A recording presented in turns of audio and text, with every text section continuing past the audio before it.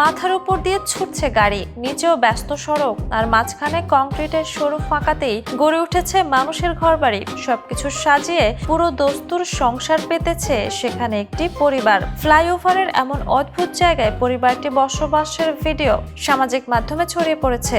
অনেকেই হতবাক হয়ে গেছেন দৃশ্যটি দেখে। ভিডিওতে দেখা যায় ফ্লাইওভারের উঁচু কংক্রিটের অংশে গৃহস্থালী সামগ্রী সাজিয়ে বসবাস করছে একটি পরিবার। সেখানে ঝুলছে কাপড়, রাখা আছে টেলিভিশন সহ প্রয়োজনীয় জিনিসপত্র। সিঁড়ি নেই, লিফট নেই, তবু ফ্লাইওভারের ফাঁকায় যেন তাদের ছোট্ট বাড়ি। ভিডিওটি ভারতের দাবি করে সামাজিক মাধ্যমে ছড়িয়ে পড়েছে, তবে আসলে এটি নাইজেরিয়ার। দৃশ্যটি দেখে অনেকেই বিস্ময় প্রকাশ করলেও এর পেছনে রয়েছে কঠিন বাস্তবতা। নাইজেরিয়ার লাগোসে তীব্র আবাসন সংকট ও দারিদ্র্যের কারণে অনেক মানুষ এমন অস্থায়ী ও ঝুঁকিপূর্ণ জায়গায় আশ্রয় নিতে বাধ্য হচ্ছেন।